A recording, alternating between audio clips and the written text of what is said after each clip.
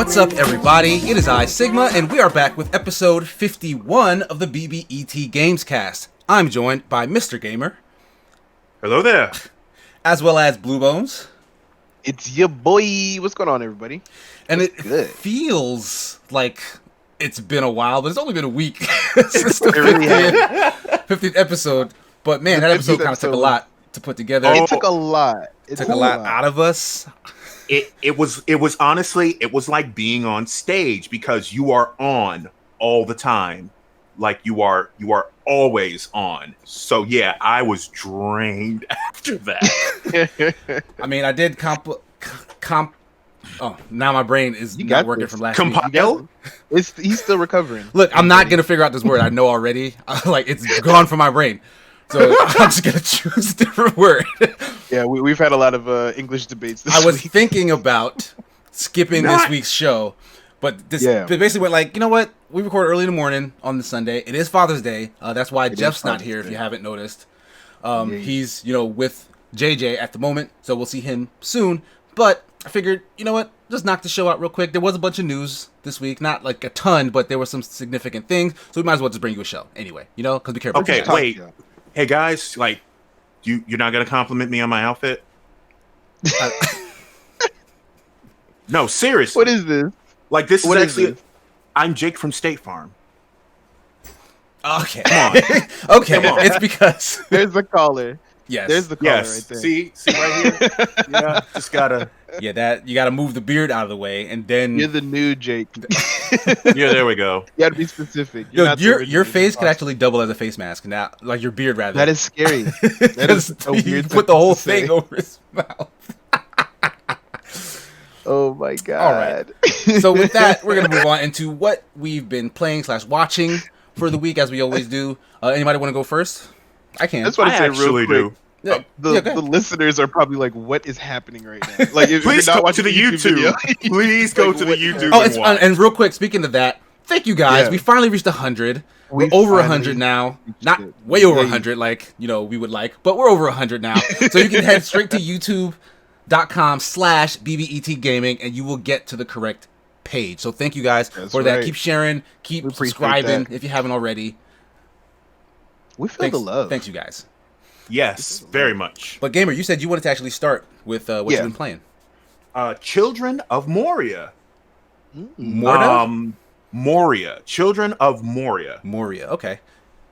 It is on Game Pass, a roguelike. You are a family of essentially like hunters, and you are going out into the forest to try to figure out the source of the corruption. And each family member has a different set of skills, and leveling up and playing with each character not only levels up the individual character, but the family as a whole. Right, yeah, I'm familiar with this game. I'm pretty sure it's called Children of Morta. Maybe it is Morta. Maybe it's early. It's early. I haven't had my coffee, okay? I'm still recovering. I'm still recovering from the hurt of you guys not recognizing Jake from State Farm, but we'll let that go. Yeah, and the reason I remember it is because one of my coworkers reviewed it, and it's currently the highest viewed 3-minute review we have on the Escapist channel for some reason. Y'all talked about that. The other day on the Escapist stream, didn't you? Yeah. We mentioned with the indie show. Right. I gotta say, the game is very, very nice. Yeah. I am definitely a fan of it. I love roguelikes. Another game that I've been playing is Shantae and the 7 Sirens. It is How is that? The newest. It is the newest game from WayForward in the Shantae series, and I am extremely biased. I have to warn you. I am a huge Shantae. I am a very huge Shantae fan. I want Shantae in Smash. That's how bad. That'd be cool. She doesn't even have like a trophy or anything, right? Does she have like a spirit or any representation from that franchise? I don't think so. Actually, I don't know. I don't think she doesn't have a spirit. There's no trophy, no nothing. I don't think that there's anything for Shantae in Smash, period. And that's a problem. Yo, Nintendo, can you get on that? They might make her like a Mii costume or something. Okay, don't do that. They probably don't do that. That is very possible. That's very on brand. That's like the highest second. That's gonna be. She's because okay. like if they want to so the characters that you're playing as right now with Smash, they're like okay, top picks for the developers, whatever, right? Yeah. But like the just under them are all the Mii character, the Mii costumes, right? Yeah, they have an below that is Altair the trophies, Mii and then costume. you got like Assassin's Creed, you couldn't give them like a full. That hurts my soul. Sans? You couldn't put Sans in the game Right? for real? For real? Sadness. Okay, all right. but Sorry, yes. Gabe. No, it's fine. So, Shantae. yes, Shantae and the Seven Sirens. It's essentially exactly what it sounds like. Risky Boots, again, is trying to take over the town. And instead of using dark magic, light magic, and machines like she did before, she's using the magic of the Seven Sirens. So Shantae has to go and rescue them so that way Risky Boots finally doesn't win. She never wins, but Yeah. I mean, with a name like Unless Risky you quit. Boots, I find it hard to like really feel intimidated. well, so she on her own is not intimidating, but her crew and everything that she can make and things like that, that's like, she is definitely not a villain to be taken seriously. Lightly. Oh, seriously? No, she is not a villain to be taken seriously. She's a few steps below Dr. Robotnik, and I said Robotnik, not Eggman. Dr. Robotnik, as far as like success. Like, she has big, huge things, but she almost always is defeated. Okay. Yeah. I feel you. Yeah. But that would be about it. Now, as far as things that I've watched, slowly but surely, I'm working through BoJack Horseman. Yo, That show is hard to watch. it's heavy, It's but it's really so good. It can take a toll on you.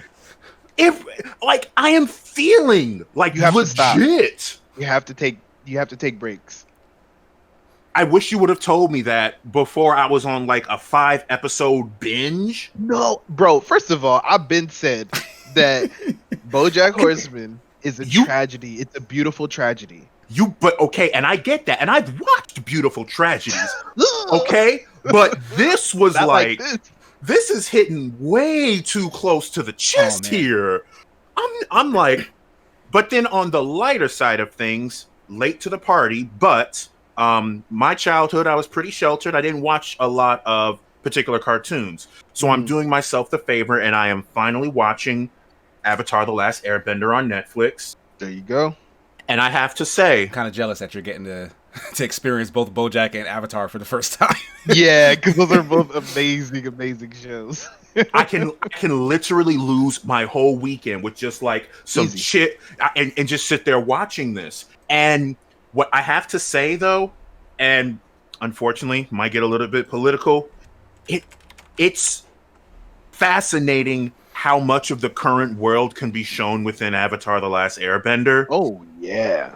It hurts me. Like, I haven't gotten there yet, but everyone is telling me about Ba Sing Se.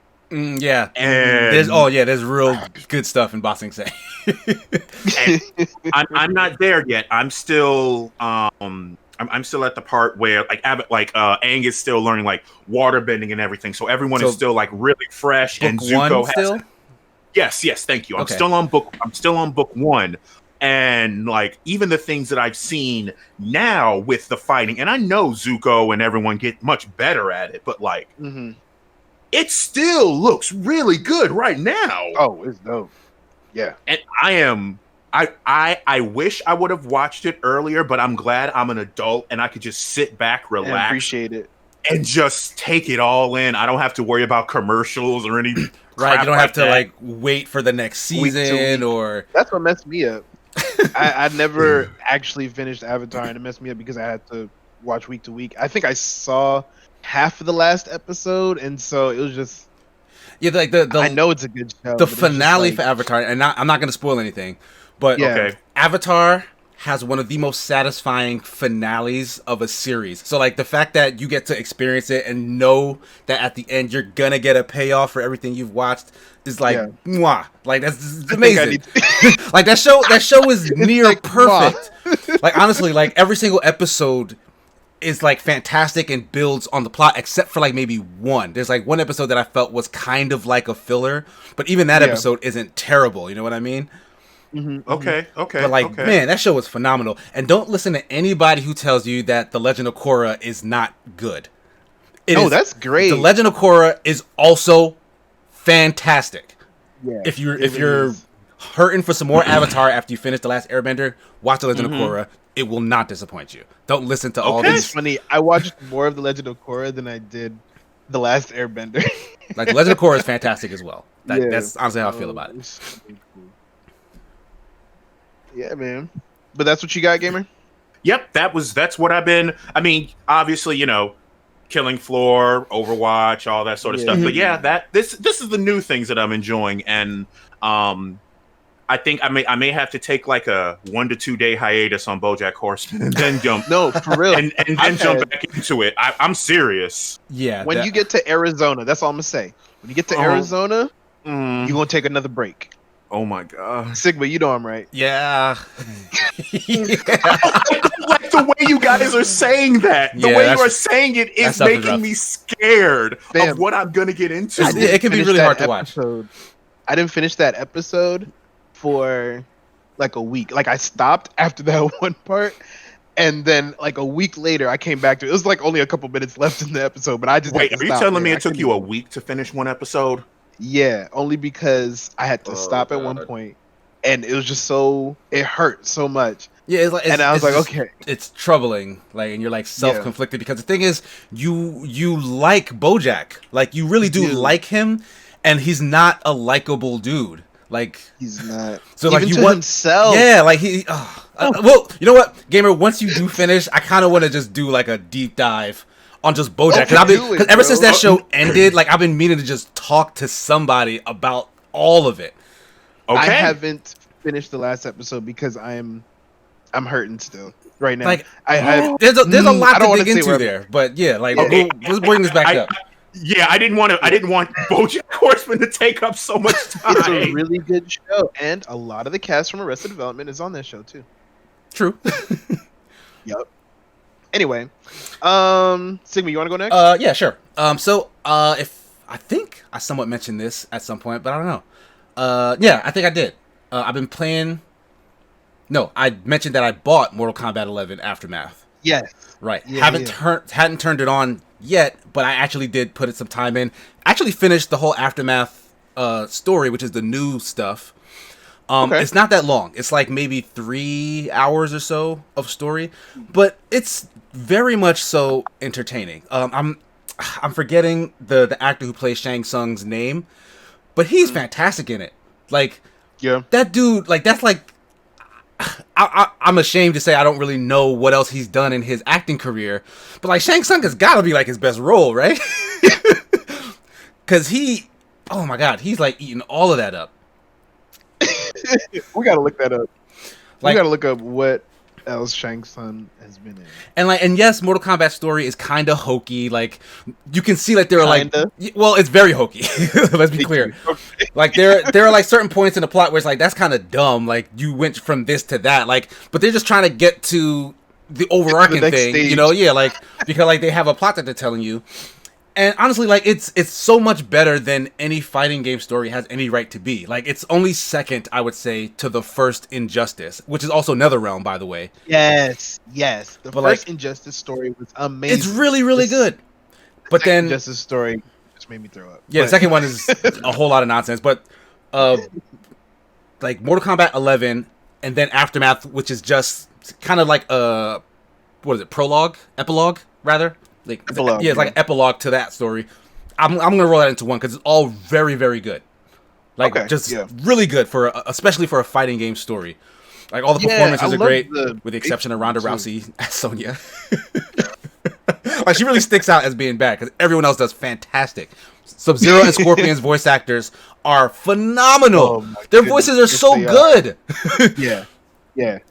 But like in terms of actual gameplay, like I fell out of love with Mortal Kombat's fighting system. Like I loved the world and the characters, but like I just wasn't having like the weird like kind of chunky fighting style is how it feels to me. But I really like the character Fujin, so I bought the DLC specifically to just mess around with Fujin. And it took a while because he's not as easy as like say Scorpion, who's like just really combo heavy.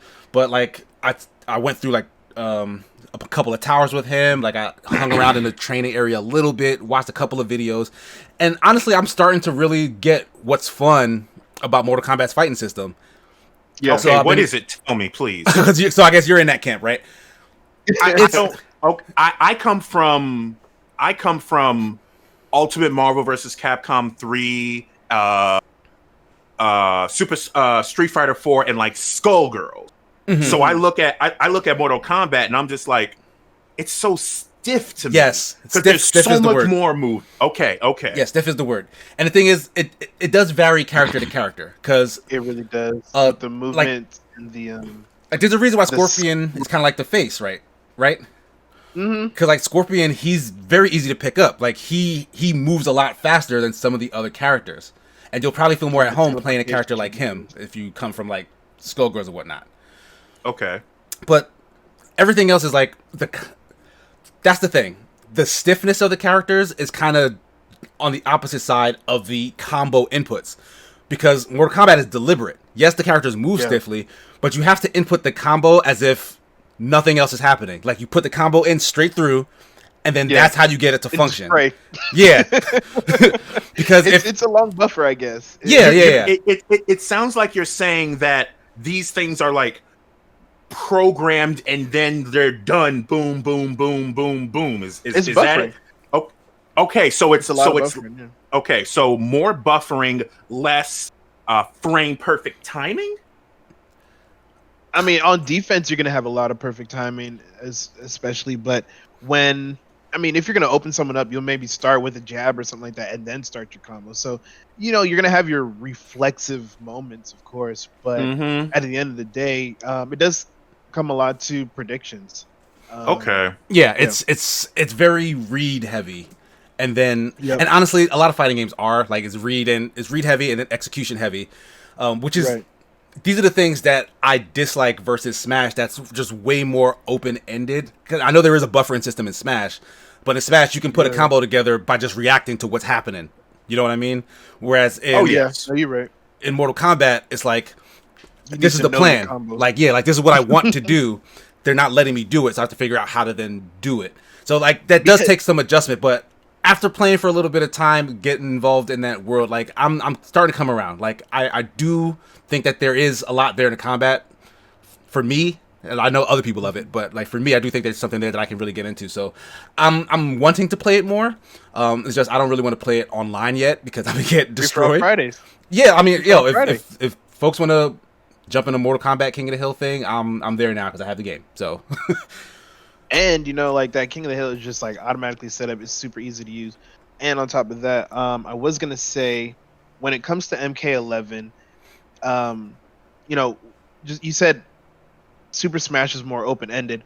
When it comes to like, I guess stringing the combos together in MK11, once you get those rolling, all the characters are so much faster.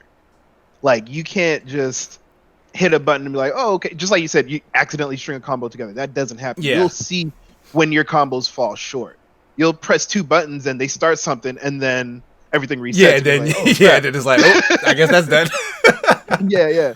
So it's just like once you and the move list is really easy to read, and learn from. So once you like put those combos in and they show you everything, you can string a couple combos together if you know how to use your gauges and stuff like that, and then it gets really nice. Yeah, it's deep, and I'm starting to understand it, so I'm having a lot more fun with it than I ever had been in the past for this version. Right. But other than Mortal Kombat, I started up Spider-Man on PS4 finally. Nice. So I talked to Jeff a little bit about this, but early on, I kind of wasn't feeling it. Like the swinging felt fine, like it was reminiscent of Spider-Man 2, which to date had the best web swinging stuff. But Insomniac did change it. Like, it's not 1-to-1 with that. They didn't copy it wholesale. But the thing is, after a while, and I should have known, but after a while, you unlock more swinging abilities, and then that's what kind of fills it out, and then makes it like, oh, okay, now I can like kind of move. Yeah, it's like now I can move all over the place. I can like gain momentum like instantaneously from like a stand, like. So then you start to see how complicated and complex the system is. So all I really needed to do was like just power up Spider-Man more, you know? Yeah, because like base Spider-Man just isn't as fun as stronger Spider-Man, which naturally, you know what I mean?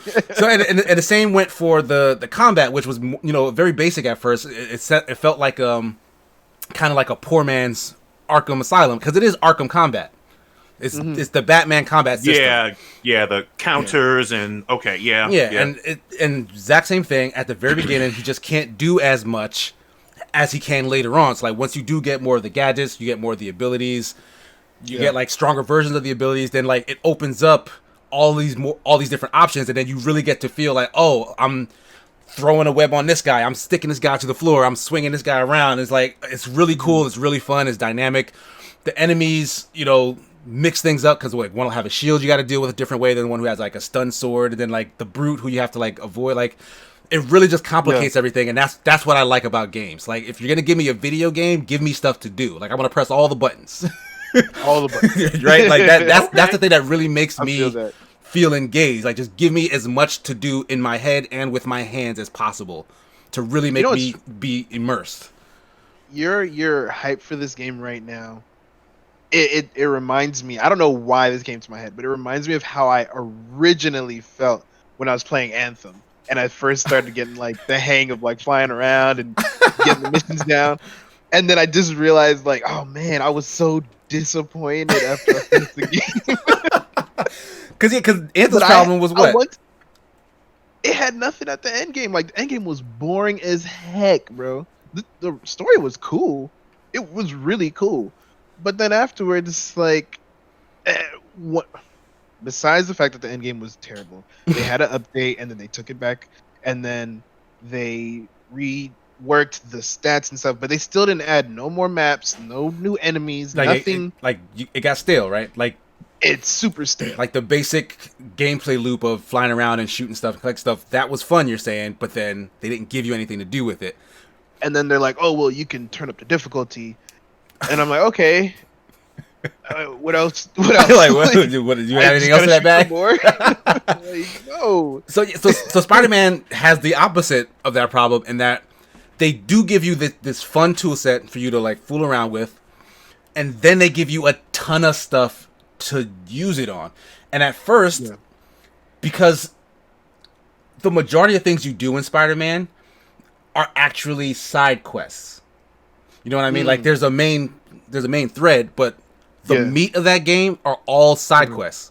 Open world side quests. Right. And at first, since you don't have all of them, you have like maybe 4 or 5. It's like this feels very repetitive because I'm getting an alert to, stop a crime real quick, or I'm taking a picture of a building, or I'm picking up a backpack off the wall, right? And it's like that's very boring. But as the story progresses, you unlock more side quests. And then that just diversifies what it is you're doing at any given point. So, like, on your way to the next story mission, it's like, oh, well, there's a backpack here. Oh, I can take a picture of a building here, like, while in mid-swing, mind you, which is really cool. Like, you're in the sky, it'll, like, slow you down so you can take a picture while you're still web-swinging. It's like, oh, well, I gotta go to this research station and do this little mini side quest thing. Or I gotta catch a pigeon for this homeless man, or it's like there's so many varied things that they have you do, and they pop up because you're going all over the city and everything's all over the place. So it really just feels like, okay, I'm Spider-Man and there's so much to do, but I gotta get to Mary Jane's dinner date, and this is why I'm late, because I had to catch a pigeon for this man. Mary Jane, I am so sorry. You will not believe what happened. So I was just web swinging over here, right? And a homeless man stopped me because I had to wait for it. No, he didn't ask for money. He asked for a pigeon. But the thing is, it makes sense in context, because like He does. Yeah, it's like this is what you got to do. Like it's your responsibility. Like who else is going to be able to do that to help that guy? And this is and that's why I'm like, as you are explaining that, I feel like I would jump in to that game. I feel like I would jump into it immediately because I love like what you're explaining to me makes me think of Borderlands, where it's like you have the main story, but then I've got all this other stuff that I could do too, and that sounds like fun.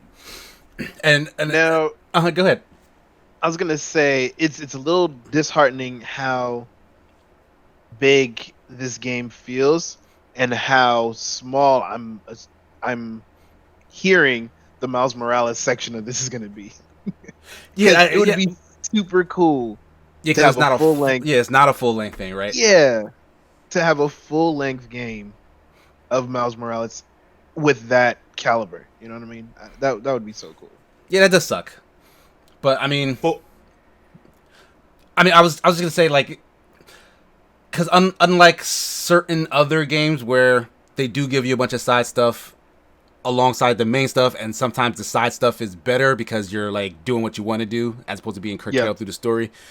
Spider-Man's story so far is actually really good. Like it is actually the most exciting parts of like the gameplay, and I was actually surprised. Because if you remember, like when Spider-Man was first shown off, that whole E3 presentation where they showed him break into that building and then chase down the helicopter. Yeah. That sequence is slightly longer when you actually play it. And even though I saw it already, it was legit fun as hell to play through. It wasn't mind blowing. Yeah, like no, it was like really, really fun to play through. I believe it. And so like it really shocked me, like, oh, okay, and this isn't like the end goal. Like I know that there's other stuff coming, like bigger stuff. So like I'm like genuinely excited to kind of like get through the story, but then I'm also having fun with all the side stuff. So it's like, yo, I understand why this game was so beloved. Like it's not just catering to the license, you know? It's not saying we put Spider-Man on a video game and then we let you swing through an open city and then we gave you a couple of things to do. No, like they really gave it like the Arkham treatment. Like they basically fully realized that character in an interactive space. And and that is entirely impressive to me. Hey man, that's good to hear. That's good. Yeah, I gotta say, sounds like the game's right. living up to the hype. Like it really is, yeah. Like, cause early on I was like, yeah, y'all be talking all sorts of crap, but y'all love Uncharted and call that the greatest thing. Even though Uncharted 2 is fantastic, but like, hold on. Uncharted is much more cinematic than it is a game. That's how I feel about it. I had fun playing Uncharted. 2 was one of the worst in my opinion. The what? Damn, the end of that game dragged on for hours. Well, no, that's true. No, that is true. For no reason. That is true. But and I haven't played 4 yet, but of all the Uncharteds that I have played, 1, 2, and 3, 2 is the best because to me that was the one that had the most game in it. I'll give you that. It definitely, like, especially, and we're going off on a super tangent. But yeah. But coming, Uncharted 2 was a good sequel, especially when it first started. It was a good sequel to Uncharted 1. When you played 2, you're like, oh, this is an upgrade. Yeah, because one, if you look back on it, isn't actually that good. 1 was a great movie. Yes. It really was. Like, I enjoyed this story. I watched the whole thing. But 2, you were definitely in there doing stuff. Yeah, like it felt like you were part of the movie. But it was still kind of a movie. I played the whole last 7 hours of the game. It did drag. It did drag. Man. Ugh. But yeah, like Spider-Man doesn't suffer from that. Like it's not all cinematic puff. Yeah. You know, like there's legit core gameplay mechanics alongside all the cinematic stuff. And yes, they slow you down with like you know, stealth sections here and there, but it's not the end of the world. They're short, they're easy. So really enjoying it. I complaited. But yeah, real quick, I'll just talk about the 2 things I've been watching. I finished Baki season 3, and it is bad. Season 3 of Baki is bad. Like I'm not like I was kind of like, because Baki has always been bad, but like it was bad in a good way before. It's like this is absolutely ridiculous. These characters are insane and nonsensical, and like and everybody kind of knows how ridiculous this is.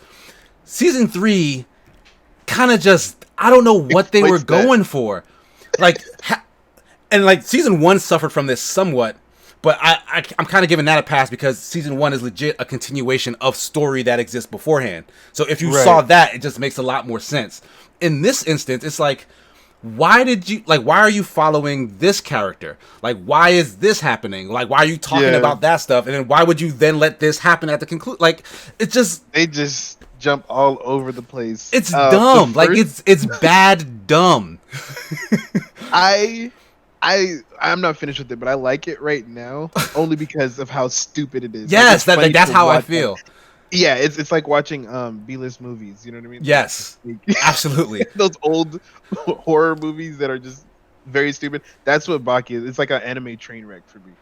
And but season 3, like, funny, bro. It is funny. I'll give it Oliver, that. Mr. Oliver is the man. The first 2 episodes of season 1, I was just like, yeah, let's go. Oh man, that show makes so little sense. But for those who don't know, just real quick, like, my love for Oliver, he's this big black dude. Like he's like supposedly the second strongest in the world, right? Well, that title is so contentious. Yeah, so like it doesn't even make sense to get into it because everyone is the strongest in the world somehow, but there's only one real strongest in the world, and that's Baki's father. Yeah, but Mr. Oliver is this big black dude. He lives in a prison by choice. He gets fed anything he wants because he will just murder anybody that gets in his way or anything like that. And he just kind of works for the government on his own. He's a criminal, but he decided that he wants to, like, there's 3 people that needed to die because he wants to be the freest man in the world. Yeah, like that's his like title, right? Yeah, he's the freest man in the world. No, Unchained. That's what they call him. Unchained, yeah. So what he's like, if anybody else has more freedom than me in this world, I'm gonna kill him. That's his thought. That's his. If people are going around, if anybody has more freedom than him, he'll kill them. Yeah, and the whole thing is like they have freedom because they're killing people and getting away with it and doing what they want, and they're like strong and all this stuff. So yeah, like he's strong. Like strength affords him the freedom to do whatever he wants. Exactly. So that's his idea, but this dude is wild. He's fun to watch, though. Man, the tangents today. See, Sigma, you said this exactly before the show. Why Sigma said what he said. Before the show, y'all, he said, we don't have too much on the plate today. It's probably going to be a short show, and here we are. And this is what happens. But, yeah, so just to wrap my section up, I just want to call attention to Rami Season 3, which is a Hulu original show. Okay, yeah. Finally started that back up, watching that with Kia, and just like how BoJack Horseman is like kind of like blowing your mind, that's how I feel about Rami. Like that show does for like religion in general, even though it focuses heavily on like the Muslim faith. I feel like it kind of takes a look at very much so like the millennial relationship with religion in such a way that really makes you consider everything you know about religion. Okay, can you give me a small example? This might be tough, but it might be different. Then I'll have to watch it. You may just want to watch it. Yeah, okay. Because for me who grew up Catholic, like my parents were always shoving Catholicism in my face, and then kind of got spit out the other end of that, being mostly agnostic because of it. Like it just really makes me reconsider everything about. Like just what I think about religion in general, which is hard, which is it's difficult to reckon with, It because is. Like it really is. It's how I grew up or whatever. So I don't know, like it's probably a whole other thing, but I would definitely recommend watching that if you haven't already.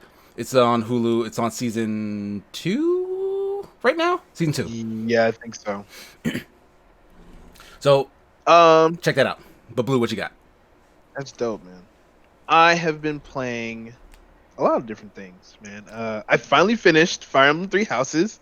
Yay. Nice. So how much longer is there after like that skip portion? Because I kind of put it down. Is it still I think technically it's 6 months that you have to do, so it's 5 or 6 months that you have to do, so it's like 5 or 6 chapters afterwards. So what is that, there's like 22 chapters, the last and Skip third? is at like 16 or 17. Okay, Yeah, okay. like So I'm in like the last stretch then. All right. Yeah. Yo, I learned a lot. This story is great. A lot of cool reveals, a lot of craziness, and once I finished it, I started back up the new game because you got the new game plus, right? And there's a couple scenes that just tell you the whole story without you knowing it, and you're just like, "Oh my gosh, this is wild!"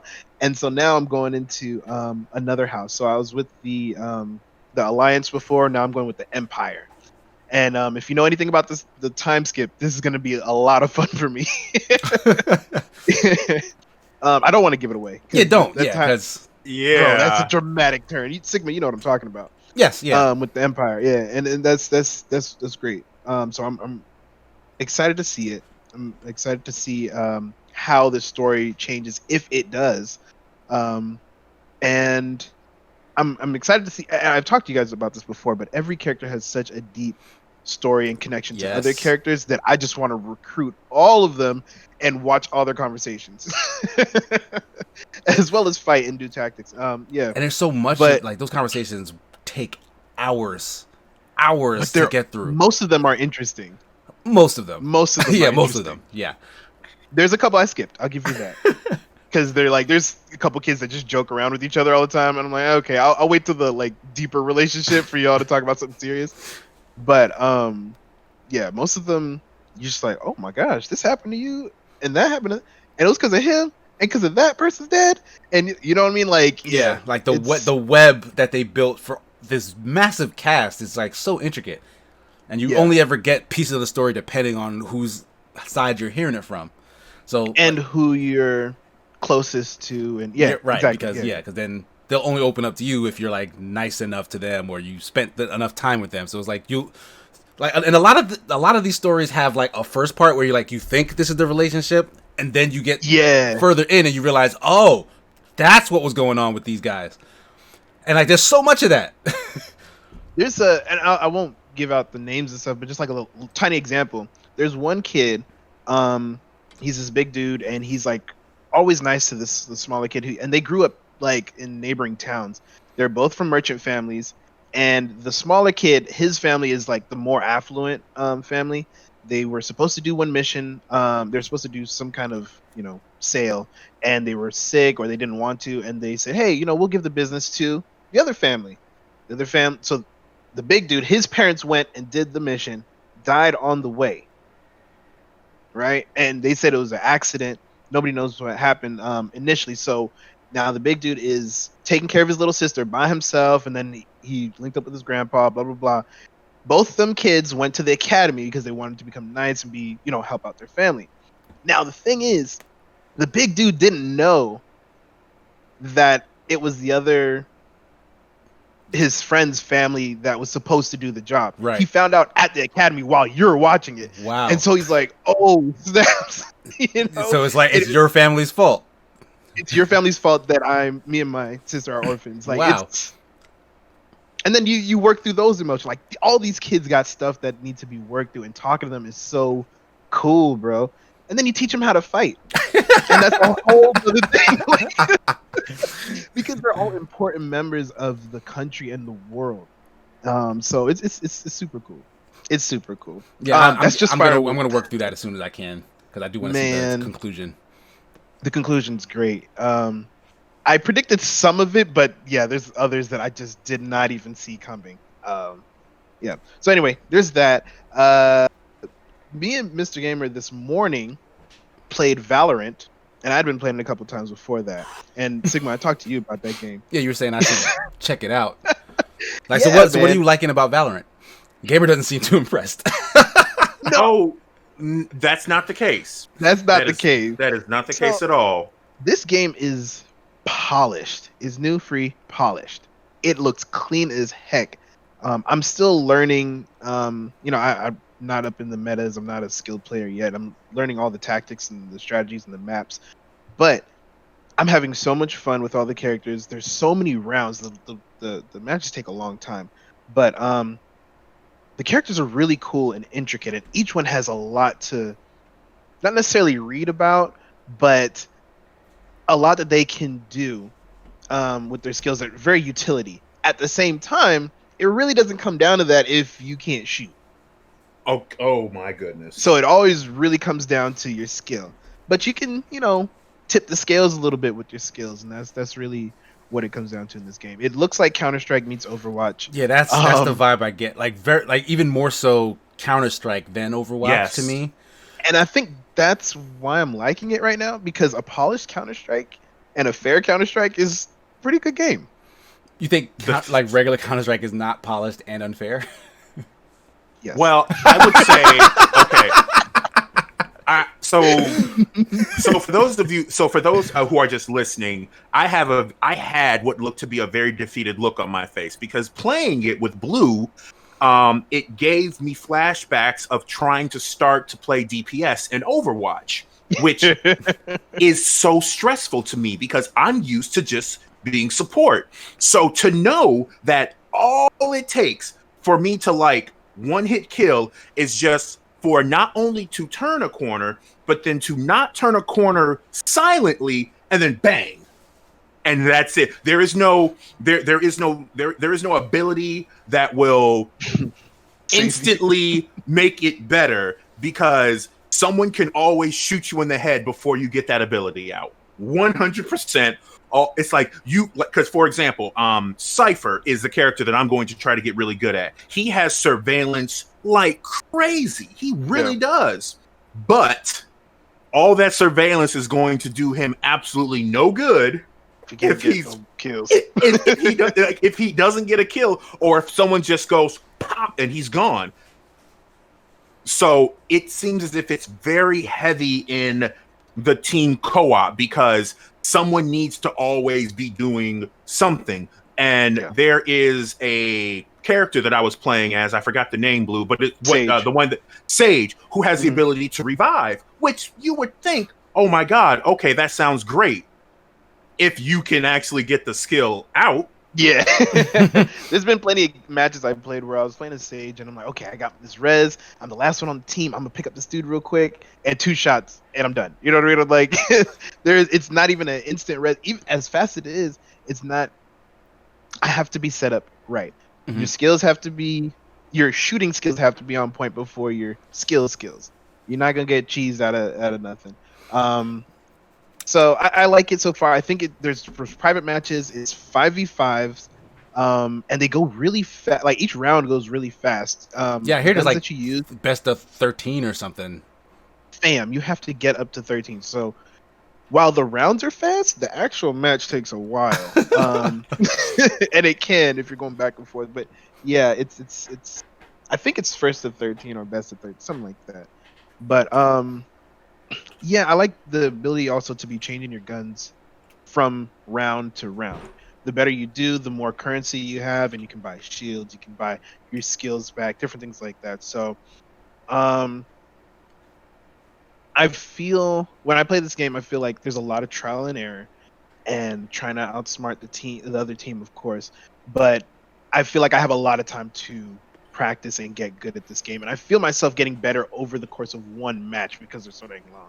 But I definitely feel like it's a candidate for Free For All Fridays once we get our PC community up and running. And that's kind of my hesitation with it, because a lot of what you're saying about it sounds good. Like, I've always been like a fan of shooters, especially competitive shooters. But Valorant is only on PC, right?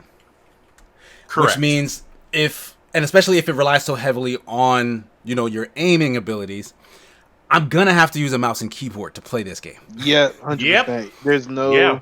Yeah. And I don't like that. Like, I hate to control games, especially shooters, that way. The mouse is fine. It's the keyboard part that I gotta get your hands up, bro. I may buy like this split controller thing that like connects, and like it's like a controller in this hand, and then you can just use the mouse. Like I've seen some other people use the thing. I can't remember what it's actually called, but I may look into that because I really hate the keyboard as a gameplay instrument. You could actually just use a Joy-Con for that. A Joy-Con? A Joy-Con? With the PC? Yes. It's just Bluetooth. And you mount the buttons. First of all, why would you talking about the Switch Joy-Cons, right? I'm not tripping. Yes. why would you play Valorant with the Switch Joy-Con? Think about it. No, you think about it.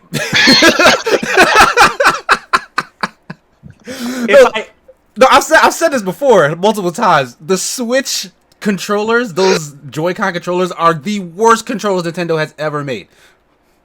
Okay, they feel the Wii U. Yes, they're worse than that.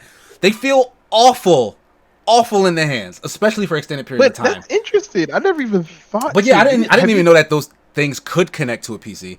But then again, my PC doesn't have a Bluetooth input. So back when I was heavy with Photoshop, there's a variety of tools that you can use to shortcut different buttons onto the keyboard or whatnot. The same applies to the Joy-Con when you connect it. So once the Joy-Con is connected, you simply just use a program to say, okay, this equals this, and then this equals this. So you're mapping it out, Yeah, so I have my mouse right here actually doing the movements and the clicking and the everything. And then I have this hand free, just like on my side, resting. WASD and all my skills and everything right there. Yes. That actually might work, Sigma. I get that now. Except I don't want to hold a Joy-Con. Okay, like, you know what? I'm trying to help you. The Joy-Con, this is not a controller, okay? This is but if you guys can see. If you guys can see. Oh my god. First of all, this thumbstick for the Joy-Con is awful. Yeah. This is bad. I mean, point blank. Okay. That's so bad. I realize I am not going to convince you that it's a good controller. I am simply just trying to give the negative Nancy some help with this game. I'm going to give you the classic. It's so crazy it might work. No, I mean that definitely sounds like a step up from this thing when you're when your hands are down on the keyboard. But I also find this uncomfortable, and that's my biggest concern. Is like my left hand specifically cramps, like it hurts if I have to use the keyboard for it. Yes, something like that. Yeah, just get something bigger. Yeah, so that's what I would be in the market for, because this doesn't help me. Like this little square. Okay, so you kind of said something that rang with me real quick, and maybe other gamers can identify with this, but do y'all get hand cramps a lot? Like not with this design, no. With the way the Xbox, the Nintendo's Pro controllers and stuff, and even PlayStation controllers, which I don't use as much. Like this ergonomic design with like the body kind of flaring out has never hurt my hands. Any other design, like when I used to play on my 3DS, like the square shape is murder on my fingers if I'm doing it for an extended period of time. That and the keyboard. I feel you. Funny you should say that. I follow the completionist on Twitter, and he was actually asking about that. And I'm looking to get some actual gaming compression gloves. Because I've looked at those too, and because I don't know, but like typically when I'm playing Overwatch, especially DPS, like my hands will get sweaty and everything, and I'm like, I need something. I need some help here.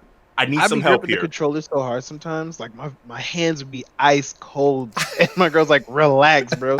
And so like I had to realize, one, I don't need to grip the controller that hard to get the buttons in. I can relax, you know what I'm saying? But two, I've been getting like an ice pack and kind of like cooling my hands down afterwards, because them stuffs be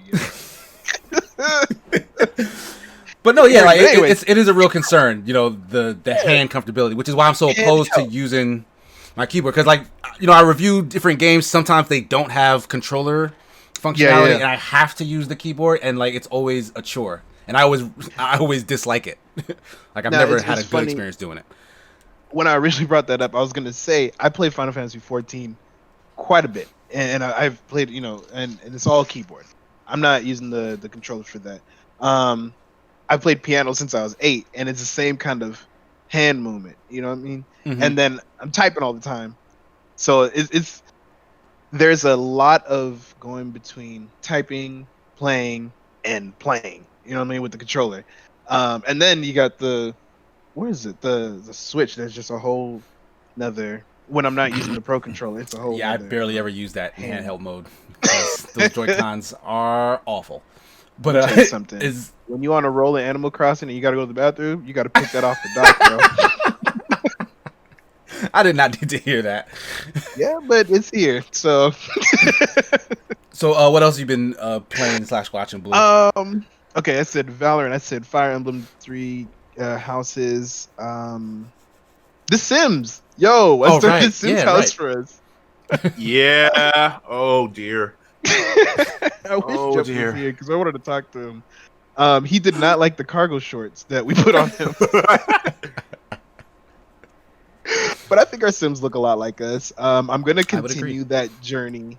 I want to do it at least once a week.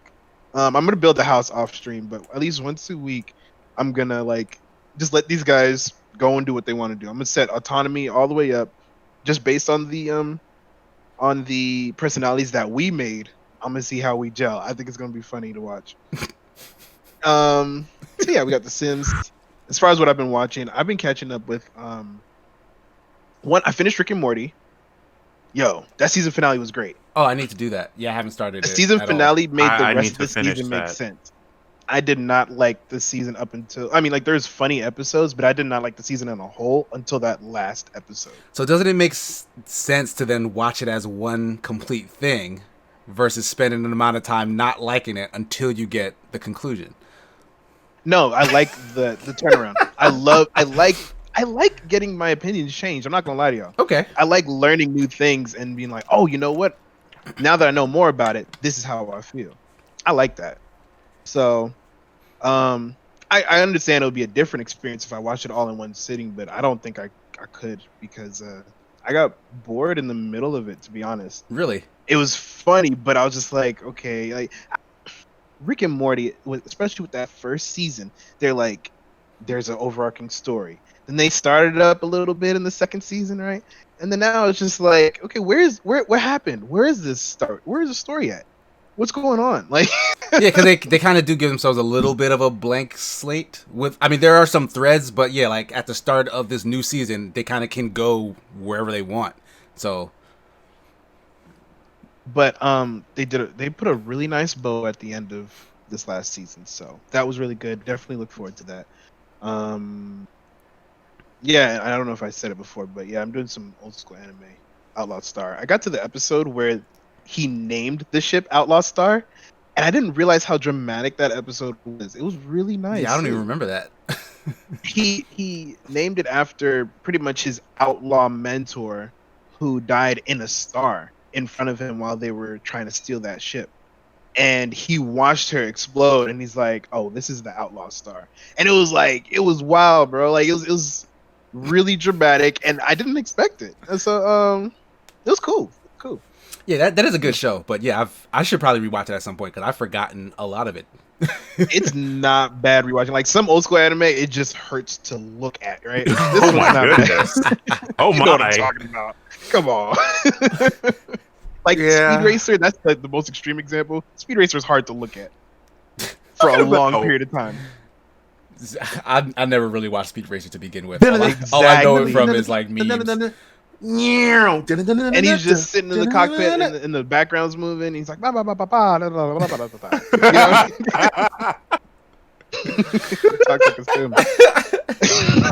All right, let's keep this show going. I'm just Garbage Smorma. Sorry. Okay, so that's what we've been watching and playing. Yeah, thanks everybody. We've been skipping this for the past 3 weeks, but it's back. It's back. Super Smash Sundays recap known as Blues News. Take it away, Blue. Blues News. Yo, okay, so we're back. We've been fighting. There's a lot of changes. I'm not playing a blue Bowser no more. Isn't that crazy? He's green now. That's the biggest thing that's happened in the last 3 weeks. Really? Because that's gotta be pointing. No, I'm just playing. Yo, big shout out to our Terrence, who was playing a dynamite Sonic last week. Jeff and I were on after the 50th episode, and this dude took it home with Sonic. Him and Emissary with his Ice Climbers. Emissary's Ice Climbers have been on the rise for a long time, and it's really cool seeing his progression, how he's so formidable, and a lot of people are having trouble not just separating the twins, but just killing the last one. because he's practiced solo before. So, yeah, that's about it for the recap, though. These guys have been taking it home. I think at the end of the day, Ice Climbers really held it down. But yeah, just keep tuning in, guys. We're gonna have some really good games. Nice. Yeah, I missed it last week, but I tuned into what I could before I had to, do the indie showcase stuff that I was involved in. So that's why I was absent. But I feel you. Not this week. Next week, we should have most of our squad back together for Super Smash Sunday. Yes. But with that, we're going to move into our topics. Very quick update. Apparently, Cyberpunk 2077, which was moved into September after a delay, has been delayed again to November 19th to be exact. So I'm shocked. Shocked. Not really. They did state that the game is pretty much feature complete. Like, they're not adding anything to it. From this point going forward, they're just bug fixing. They're polishing. They're making sure everything works the way it's intended to, and they just want it to be the best experience possible. And it is a very big and dense world with a lot of systems interacting. So that's something you want. You don't want, some of those early early Bethesda things with, like, Skyrim and Elder Scrolls, all that stuff. Where everything just works. That's what they want. That's what they want. That's where they want to be. I will say I love their transparency. That's nothing that you see every day. And of course, folks say all kinds of stuff on the internet. But at least saying, hey, we just trying to make your game better, like playing like that, that's good. Now we know what they're up to. There's no, it's been delayed due to unforeseen circumstances or some crap like that. You know what I'm saying? Just tell us what's going on, man. Yeah, and even though... Yeah, I'm sorry, go ahead. No, I was just going to say that, just piggyback off that. This just makes me want it more, honestly. Yeah, exactly.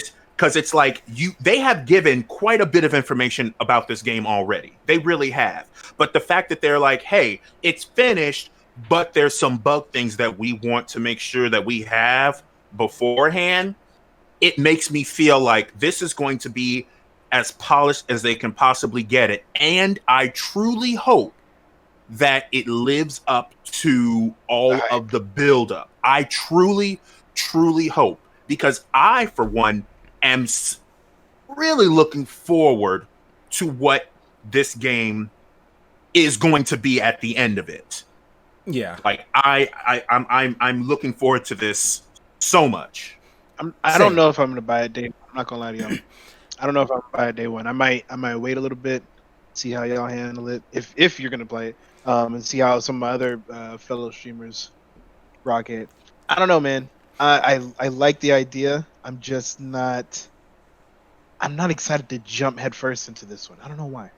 My only reservation with it is because it is, a single player RPG, with tons of hours, and like it's gonna be a time sink, and like usually that always kind of makes me take a step back, but I am very, very much interested in, exploring that world and the systems and the gameplay, because I mess around with The Witcher a little bit, and I see what's good there, but the combat didn't really speak to me. And it's probably the same thing. I probably need to play it more and get more familiar and, power him up or whatever. But like, it didn't grab me quickly enough. And I feel like I'm much more comfortable in like a first person shooter control scheme. So I would probably have more patience to deal with that until the game, really opens up and gets running, Got you. So yeah, November 19th. We'll do it. If it comes out then, good on him. But our first actual topic, I just wanted to, and this probably won't take too long either, but we already knew that Studio Ghibli, the house that Hayao Miyazaki built, were working on their first CGI movie. Like, pretty much every other big name animation studio has gone CGI, and I do miss the 2D animation. Ghibli was kind of one of the last holdouts on the anime side. But now they're doing their first CGI movie, and we got the first images. Have you guys gotten a chance to look at these? Yeah, man. I would say go ahead and look right now. Yeah, okay. I'm scrolling through some of them right now, but I looked at it earlier too. It's interesting. It's interesting. I'm not sure I like it yet. I'm not sure I like it yet. I have to see more of an emotion. But it definitely feels like It feels like One Piece 3D, like 3D One Piece. Especially there's a specific picture with the like the wavy hair characters. Yeah. Oh yes, I'm looking at that right now. Yeah. Yeah. Yeah. Yeah. I can see. Yeah, I can see it. I see that there. But I mean, yes. But this does actually look like his style. But it's just the CG looks older. Like it looks like the lighting's so flat on the surfaces, and there's not too many textures in these pictures that we've seen. I mean, that could be it. It's not complex textures, and that's why it looks like your old PC cutscene, or like a N64 cutscene. Yeah, I'm looking at these, and maybe it's because I'm looking at still images. I think I'd feel better if I saw them moving. That's a good point. That way I could see them like blink and how their mouths actually move. I think that would help. Yeah, because these do look kind of plasticky and doll-like as they are. Exactly. Yes, that's kind of what I'm thinking. Like it's like super like claymation, but like amplified or something like that. Yeah, I can see that. And definitely with like everything does just look so flat. Like the lighting hitting them. I feel as if I would feel better about it if I saw them moving, because right now I feel like I'm just looking at somebody who has very large customizable dolls they just put in places and took some pictures. Yeah, like by far the best picture is the band one. Like that one seems to have a lot more lighting work done, and it just screams like energy. Yeah, And if that in motion looks as good as this still, I think it might be fine. You know? Yeah. But I don't know. I mean, right off the bat, half of the pictures are impressive. Yeah, pretty much. Yeah. But I mean, how does you like? Are you guys like big Studio Ghibli fans? Like, would you be sad if this was where they continued to go, even if the CGI animation got better? To be honest, I'm half and half with Studio Ghibli. My brother and I, and this is kind of little hit home story real quick. When growing up, sometimes your folks eventually they let you go out by yourself. So me and my brother were able to go to this one old movie theater in the middle of the day because they showed old movies, and they showed Spirited Away. Mm-hmm. So we had our money, we took the bus, got there, got some popcorn, we had money for food, we'd been saving up. We watched this movie, blew our minds, you know what I'm saying? Loved it. Later on in life, I watched My Neighbor Totoro. And I was like, what is this? I enjoyed My Neighbor Totoro. I thought it was cute, but I was like, what is this, though? Yeah. I didn't like it. It's kind of just a very whimsical thing. Yeah. And yeah, I didn't learn anything. I didn't feel anything. I was like, that's nice art. He can draw and animate. But that's why I'm like half and half. I saw Howl's Moving Castle. I like that one too. There's a couple more I need to watch, but those are the main three that I'm basing my opinion off of. Yeah, Howl's Moving Castle. I don't remember, so I don't know if I even watched it all the way through. That one's gorgeous. That one's beautiful.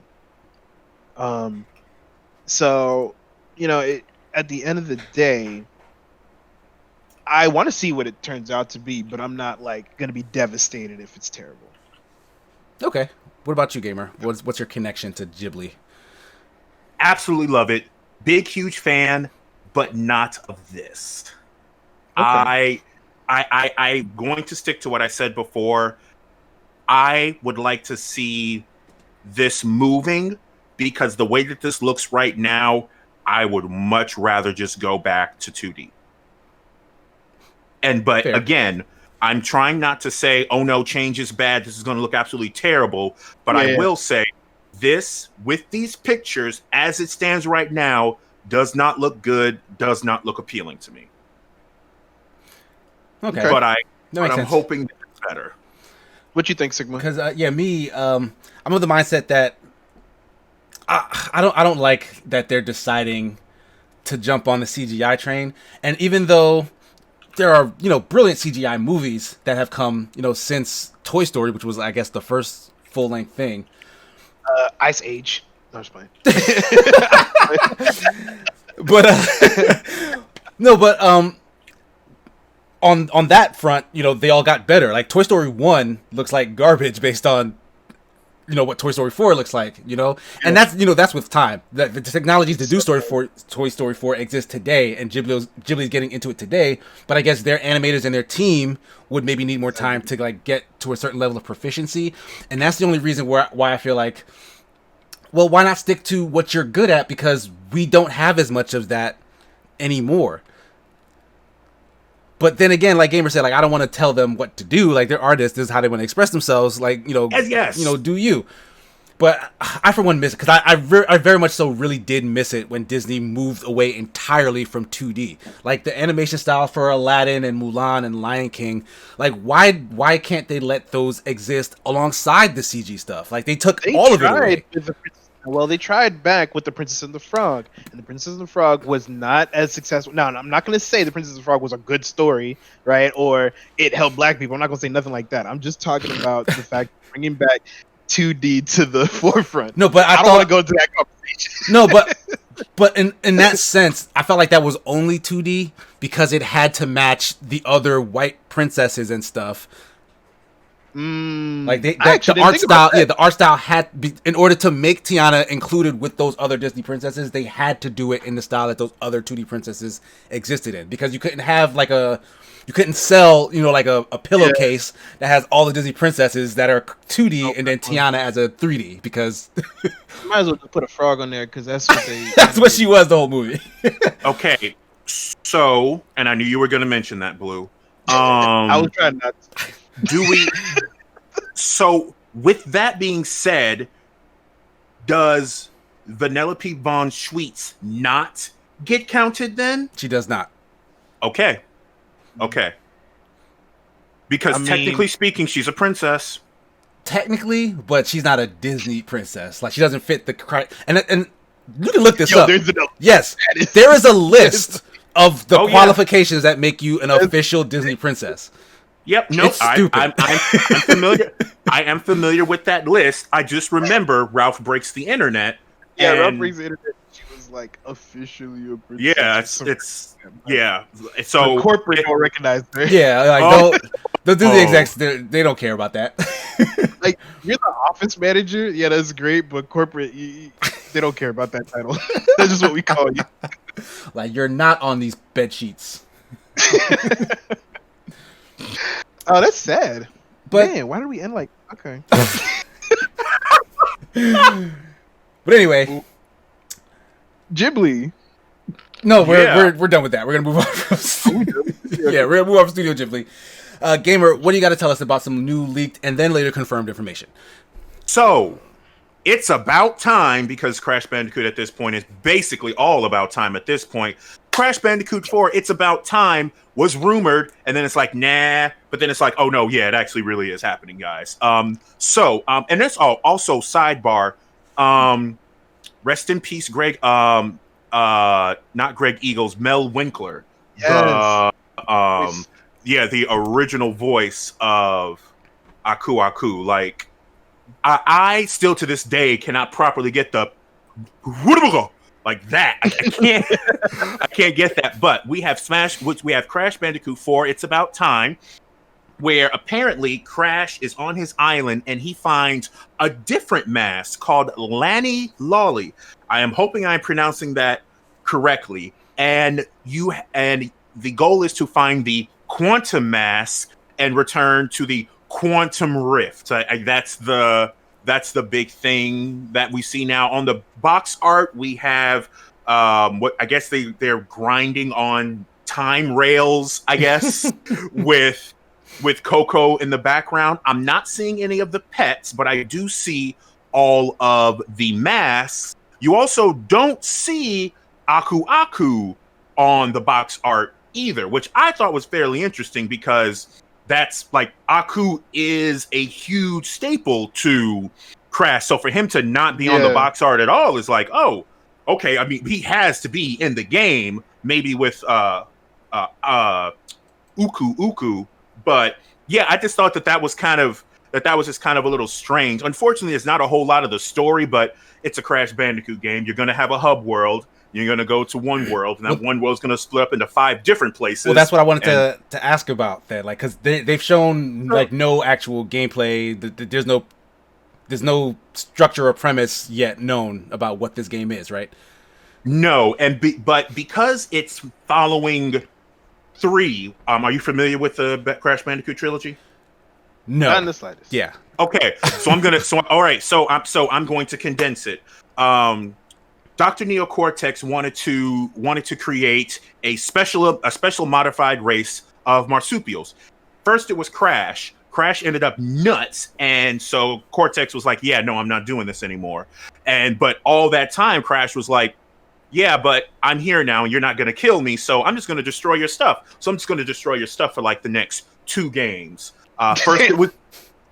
That was basically that. No, that was basically it. Crash Bandicoot is Cortex. Like he's destroying Cortex stuff. 2, he is tricked by Cortex. 3, Cortex gets a mask and then gets a team of people: Tiny Tiger, Engine, all them to try to stop Crash. And I will not talk about Clash of the Titans because that is an abomination.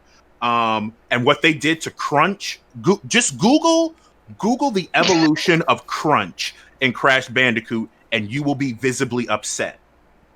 Because he went from he went from big, huge, strong, I will destroy you, to Mr. T references.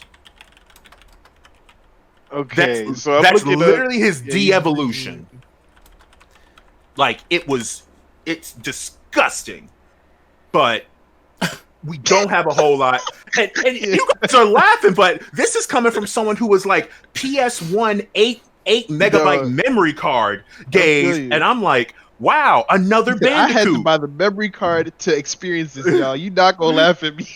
No, but here's like the main thing that I was wondering about this whole story is, so Gamer, as a fan, you wanted a Crash Bandicoot 4. Like, that's something you were looking forward to. Yes. So, like, what would you want that game to be? Because I played a very little bit of the first game, mind you, years after it was, like, popular. Like, I played it on, like, my PS3, but I bought the PS1 game for somebody else, but then played it a little bit on my PS3. That's how long ago from that time I played it. And I thought that game was awful. Like, I don't like the fact that the camera is directly like behind it. I find it strange. Like, it's a bad platformer as far as I'm concerned. And I've got to go completely on the other side with that one. I absolutely love it. So do you want to see that in a Crash 4? Like, what do you want from a Crash 4? Well, the fact that it's actually including time in the event that we actually go to before, because they've already remade all of the games. Yeah. So for them to use this game and then just go back into those same remastered areas again, I'm gonna have to say no, that's not cool. Please don't reuse that stuff. Make me some new stuff. But if I could know more about before, because here's what I'm thinking. Anytime time manipulation is introduced in a video game, it's going to be the villain trying to go back in time to either stop someone from doing something. So essentially this is going to be kind of a retelling of the first 3 games in a sense, right? That's my belief. Because that's kind of what Mortal Kombat did with their, what was it, Mortal Kombat 10? They basically, I think it was that one. It was 10, and they went back and they retold the first 3 games, which was actually really cool. Like, it was like a nostalgia trip, and that's kind of what this would be. Dragon Ball Z did that too. Pretty much with every game. Yeah, Dragon Ball Z always. More specifically, it was the Xenoverse. Xenoverse was very specific. Was playing around in the Trunks was going timeline. Back to make sure that everything happened the way it was supposed to. But yeah, that makes sense. That's a good angle to go from, I think. Yeah, because again, Neocortex has failed every single time, and at the end of every game, he always makes some statement, or it's always along the lines of, I'll get you next time, or I'll remember this, or something like that. But in the event that, these quantum masks and making a quantum rift can actually like have some sort of effect. Like, what if it turns out that Coco just doesn't exist and is not Crash's brother, Crash's sister, and actually ends up on the side of Neo Cortex, because Coco in the game canon is a genius. Like, she is very, very intelligent, which because of the opposite of Crash, who is very, very stupid. So Coco, okay, so yeah, I have a question now. All right, okay, and not to totally throw this off, and this is for both of y'all. Do you guys believe that there is a wave of time and space themes in video games today? So you got this game, right? You got was it Ratchet and Clank, that interdimensional one? Mm-hmm. You got that time loop. You got, what's that, Returnal? Returnal. You know what I mean? Heck, I'll even give you the tiniest spoiler, but Fire Emblem Three Houses has a lot of time travel in it. You know what I mean? Is this something new? Is this a wave, or is this just me noticing it more? What do you think? I personally don't think so. Like, I feel like the level of time stuff in games, I feel like has been kind of constant. Like pop culture, especially like nerd and geeky pop culture, always has a good amount of stuff that fools around with time. Like, period. You know what I mean? For sure, yeah. So, but I'm saying, do you think it's being brought to the forefront more today, or I don't know. I can't. It's just the same. Yeah, I can't say that it is. Like, I feel like there's always been at least some. And, like, this seems like the same level of some. Like, if anything is the new wave, it's cyberpunk in general. Like, everything is set in a cyberpunk world right now. Like, all the new stuff coming out is just cyberpunk. So that is like, that's the new zombies. Oh, gosh. Ugh, don't even I would start on zombies. I would say it's not time itself, but time being used to either push gameplay or push story. For example, one of the first games that I think of that uses time manipulation, Quantum Break. Quantum Break had that. That was a huge part of it. When I think of time, old, right? Well, yes, like early Xbox One. Yeah, span, early. yeah. Like, where they had like a whole TV show and everything. Yeah, from Remedy, yeah. Now, that was like the whole thing about that was time. You would either slow it down, you would go back to a certain point, and there were fixed points in time and space and all that crap, right? Mm-hmm. That is, I would say that's a little different than how it's being used here. I am not expecting that Crash is going to have some ability to stop time or slow it down or anything like that. That's just not something that's typically done in a Crash Bandicoot game. I mean, but I'd like to see that would be cool. But will there be significant story elements where Crash has done this and then he's teleported or gone whichever way? Yes. So to answer your question, Blue, I think time is being used more in manipulation and movement of story than gameplay. Okay, I'll give you that. And I would also say because it's easy. I guess it is easy. It is super like, easy. You guys remember the Prince of Persia and the Sands of Time series, right? Yeah, like, true. Going way back, they used time because it was easy for them to use it as a plot device to tell that story. Like, I hate that. I'm writing stories. Yeah, I'm writing stories right now, and I hate the device of time travel. No, that makes sense. Easily explain. Yeah, that makes sense. I hate it. Time travel can be difficult to write about, but when people write about it well, I absolutely love it. Yeah, I would say the only instance of time travel that I've loved recently was in Watchmen. That was good. Blew my mind. That blew my mind. In general, that doesn't happen when time travel gets introduced. For example, like the Avengers. You know what I mean? Yeah, that was kind of the easy way. Exactly. That was very much like the easy way to like fool around in time. Exactly. But anyway, let's. No, but like Gamer was saying, like, because to me, I don't really see a place for Crash Bandicoot in 2020 going forward. Like that gameplay design is old. So if they intend to change how that game plays. I'd be more interested to see what it does. And if they are going to go the route where, okay, so you know these 3 games, now we're going to play around in the story of those 3 games with these newer gameplay mechanics, that to me sounds very interesting. Like that would be a good way. I'm hoping for that. Yeah. I'm hoping for this game to, like, for example, Neocortex is trying to find Ripperoo. So Future Cortex goes back to where Ripperoo is. It's like, hey, there's going to be a Bandicoot coming. He's going to do this. You need to do this. And then you come into that, and you would think it'd be a typical Ripperoo battle. And I'm sorry, I'm saying typical Ripperoo battle, like you guys know what I'm talking about. Yeah, no idea. I'm just Oh my god, no clue. No, but I get what you're getting at. Like basically situations that have happened that would be nostalgic to you, you'd get to go back and mess around in. So like you're playing with the nostalgia and you're doing something new in that game world. Like it's a good 2-for-1 deal to like make your old character relevant again.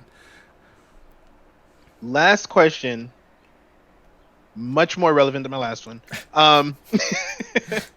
Mr. Gamer. Yes. If you start seeing gameplay that looks very, very, very, very similar to the old Crash Bandicoot, is it still going to be something that you're hyped about? Let me make sure I'm understanding. Are you saying gameplay-wise? Yeah, I'm not talking about the look. We know it's going to look a lot better, right? Mm-hmm. We know that. The animations are going to be nice. The texture's going to be great. You get into 4K, blah, blah, blah. If the camera's still right behind you, if you're still doing the same mechanics, if it's the same platforming, they're evoking the feel of the old games, kind of like what they did with Streets of Rage 4. Exactly. Right? They just made it exactly like the last one for the most part. Yeah, like do you think you'd get what you want out Are of you that? still going to be? Do you feel like you would be satisfied? No, because I have the Insane Trilogy. So no, right, they just remastered those. Yeah, thing. Okay, that makes sense. Yeah, they just did all of that. So I would be really disappointed if it was basically just that, because it's like not only did you guys use the same formula, but you used the same game again. So that would be that would be 10 minutes of extra gameplay on there. I'm getting some extra what are those? Getting some extra gems or talismans or whatever. No, that would be a huge significant letdown. Gotcha. I am definitely more so in the camp of what Sigma suggested, where it's like things I already know that'll happen, but things that are happening in the background that they obviously just didn't tell me about. Like, I don't know how Cortex got all these people to just say, hey, you and you own this area, go stop that Bandicoot. Like, yeah, maybe you see that happen. And there's like familiar stuff in a new context. I think that would work. So we're gonna leave the Bandicoot where he lays. Blue, what you got for us for EA's recent Play conference? What do I got for y'all? Look, check it out. So, first off, Apex Legends crossplay coming, Switch, Steam. That's good news. Yeah, I guess. Expand the player base. Yeah, I feel like I hate assuming this, but I feel like Switch players are finna get rocked, y'all. Because people who play shooters don't play shooters on Switch. So if you're gonna be playing it on Switch, then I mean it makes sense. Okay. So I don't know if you guys are familiar about the controversy over the Fortnight World Cup. No. Is this recent? No. So there's a level of controversy about what do you play that on? Because you could play Fortnite on the Switch, you could play Fortnite on a more typical console, I will say, but you can also play Fortnite on the PC. And there are players who play Fortnite on the PC who are very, very upset about the cross-play feature. Do you want to know why? Why is that? It's because they getting teammates with people on the Switch? Auto aim assist. Oh, snaps. That is still a factor in Fortnite, but not on the PC. And because you can literally just point at the face. Click. But hold on. It's the snapping mechanic, and it's the fact that console players have that edge. I don't know, snapping man. is something, man. It's look it up. Look it up. I mean, I get that they would be mad about it, but I don't feel like that's justified because you have the precision of literally pointing where your bullets go. But the skill sets need to be different. That's the problem. The skill sets need to be different for both players. On a console, you need to learn to work with the snap, right? Which is different than right. Yeah, it's not automatic. You know, it's not a free kill in Fortnite when you aim. It could be in clutch. It's not Red Dead like in GTA snap. No. You know what I mean? No. It's not. It's not that. It helps. Of course it helps because you need because otherwise, if you were playing on console and you didn't have any auto aim, it's absolutely impossible. I get that. And that's the biggest problem right there. So it's like honestly, this sounds like PC players being big babies like they tend to always be. Because if it's not easiest for them to win on the platform of their choice, then it's a problem. But nobody else on console gets to really say anything. They just say, "Oh, go get a PC," right? Isn't that always the argument? Well, if it is that much better to play on console, if that's where you get the competitive edge on console, then guess what? All you PC players who want to get good, get a console. That's how that works. That's how that works. I'm sorry. No, I feel you, bro. Like you can't have it both ways. Though. Like Fortnite sucks anyway, bro. I mean, true. You're right. But you can't have it. You can't have it both ways. You can't claim that PC and mouse or like mouse and keyboard is the best way to control the shooter, and then some console has an edge. It doesn't make any sense. Yeah. No, you're right. You can't be with the master race, but you know what? There's a lot that can be said about that. Apex is crossplay now. So, like I said before, I think Switch players are going to get rocked, but for a while, and then they'll probably step it up. I don't know, but hopefully that's not the case. Skate 4 kind of came legit out of nowhere. Well, I don't know, because people have been asking for it forever. It's just EA has been ignoring the crap out of them. I actually recently heard a story that... Well, yeah, apparently not, right? Right, you listen to the video with the announcement, and they said, "Yo, this all started from the comment section." Like people were asking for it in the comment section, and then we started working on it. That's what they said. But you were about to say something, Sigma. Yeah, because I recently heard a rumor that some current pro skater who has a podcast revealed in an interview, or who was on a podcast revealed in an interview, that some EA executive contacted him asking if he wanted to be involved in a skate mobile game. Oh. And he went, "Hell no. What the hell are you doing? I don't want, like, are you kidding me? Make Skate 4." Like, that was his response to the EA exec. Like, what are you doing making a mobile game? Make Skate 4. Yeah.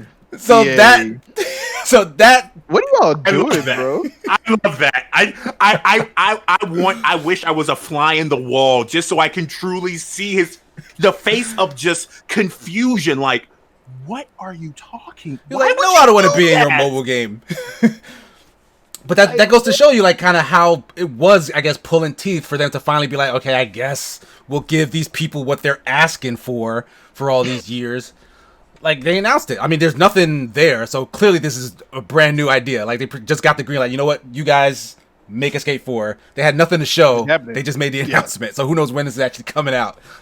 I can't even remember who the guy was on the video, but he's like, "I'm super stoked, bro. Let's get it."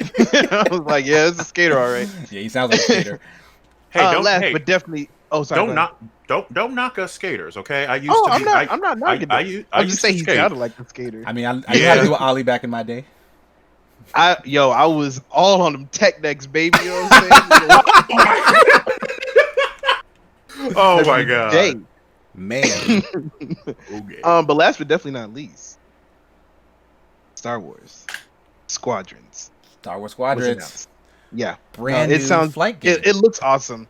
It's a flight simulator, dogfighting, and there's a lot of cool elements. Like, they already released pretty much a features video, and I kind of want to go through some of them real quick. Mm-hmm. First of all, there's two factions.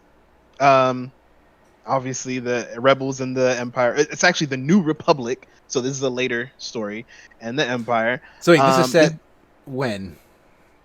I'm not 100% sure, but by the way that they're talking about it, it sounds like it's going to be after it. I don't know if it's after the latest movie or it's somewhere after episode 6 for sure.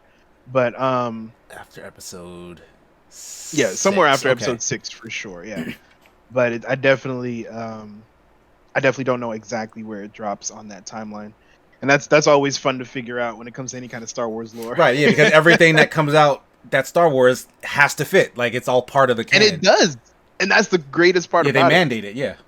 Yeah, so now with these fighters, right? So this is all dogfights. It's all space fighting. In the starships, you have 4 types. You have the fighter, you have the interceptor, a support ship, and a bomber.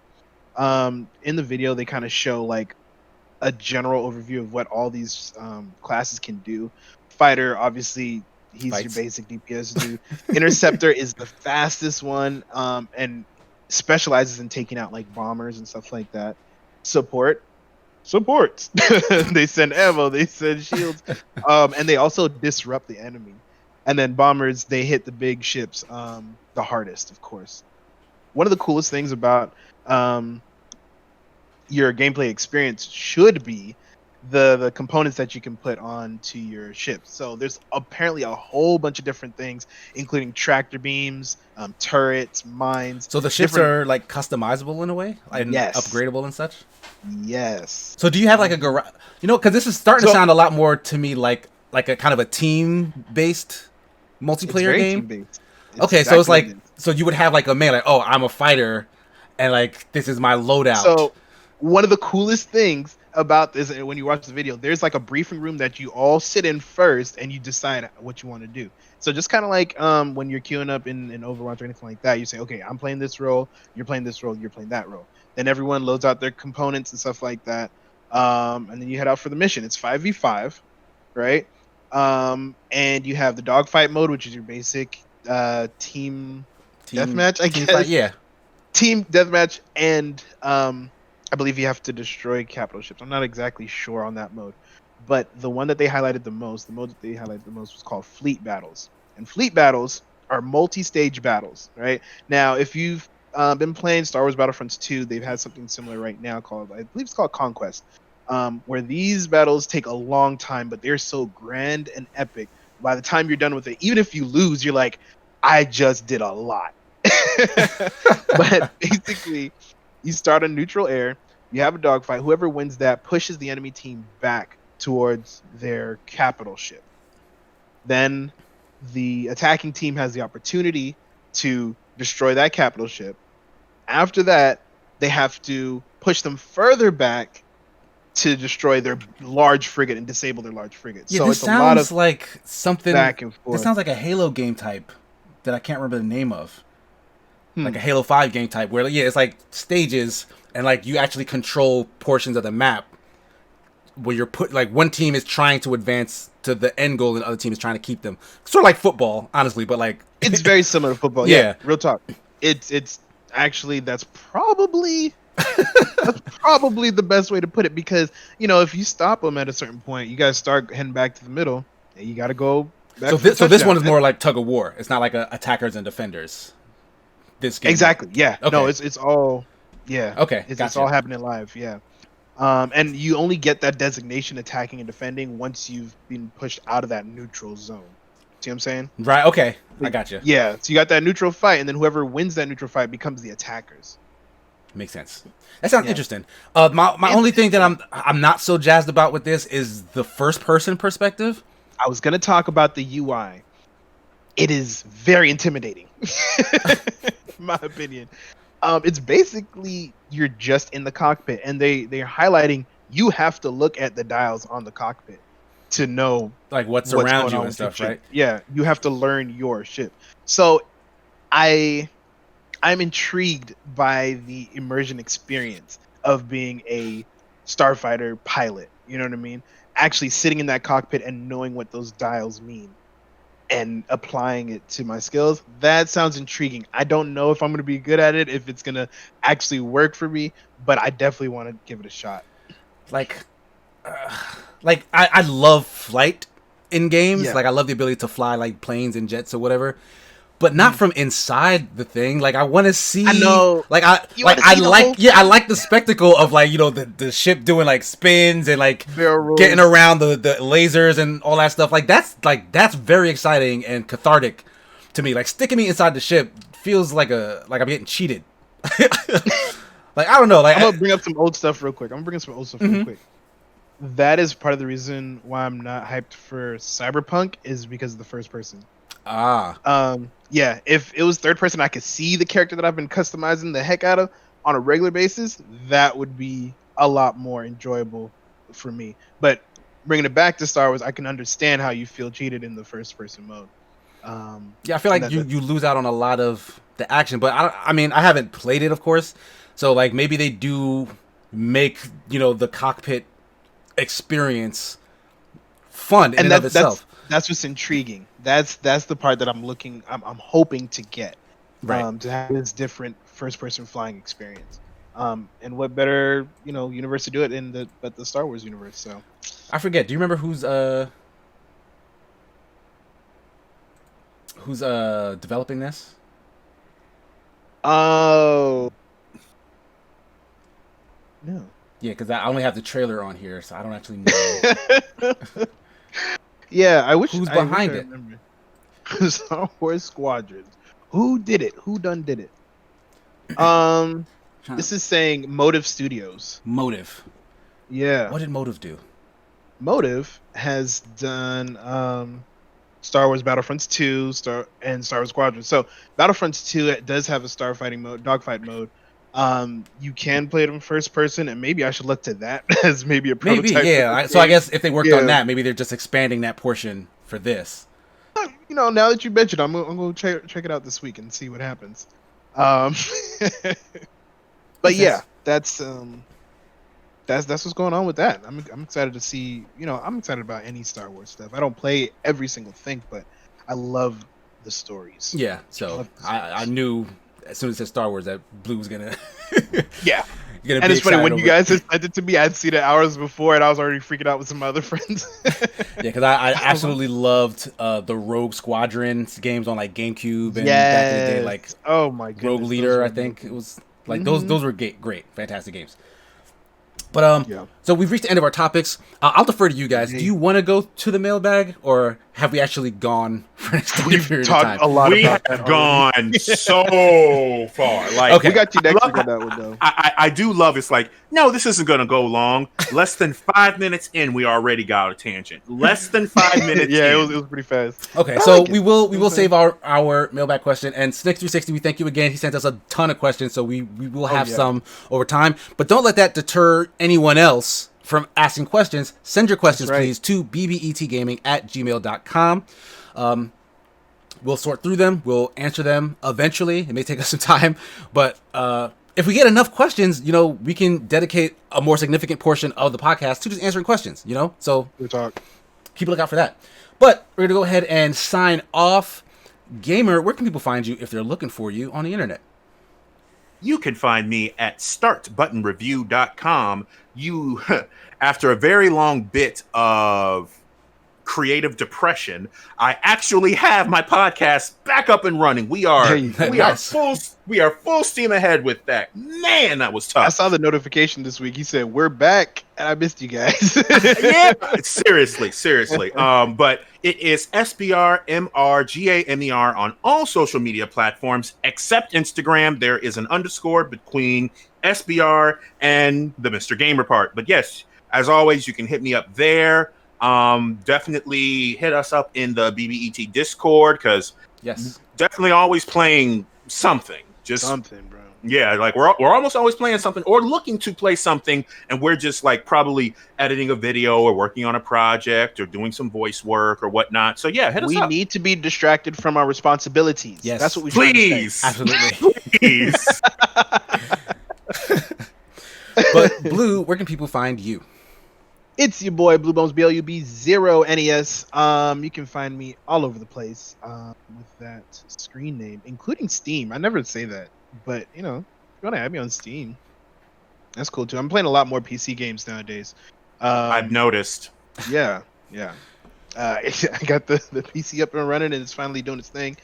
But yeah, so definitely the YouTube, thank you guys so much for getting us over 100. That was wonderful. Yes. We got the URL. Yes. I'll change that. I got to change up some of our scripts and StreamYard. But yeah, we're appreciating the love. I appreciate all the support that we've gotten even behind the scenes. You know what I mean? And just like these guys were saying, join the Discord. You'll see us on the day-to-day on the Discord. You'll see us just getting mad at each other and sending memes and all kinds of fun stuff. You know what I mean? But Sigma, Discord is a more fun importantly, where can they find you, bro? You guys can find me on pretty much all social media at Sigma Gears 9. You can find me on Facebook at Sigma and Sun. You can find my 3-minute reviews as well as opinion pieces and live streams that I do occasionally with Escapist on the Escapist YouTube channel or the Escapist Magazine website. Yeah, the last couple of things I did was part of the indie showcase, so I don't have any recent reviews out now, but probably before this podcast airs, my next review will probably drop. So cool. Check that out if you see it. Subscribe to the podcast. If you have not already, subscribe to the YouTube channel.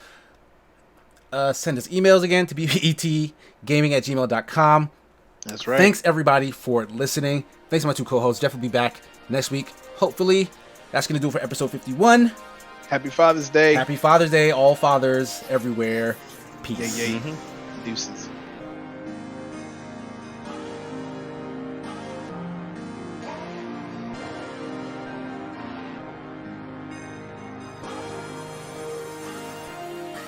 Picture me riding and rolling with models. Brand new Ferraris like we was winning the lotto. And that's all those fathers with me. Pouring the bottle, playing that ONG music that's gonna blow like Chicago.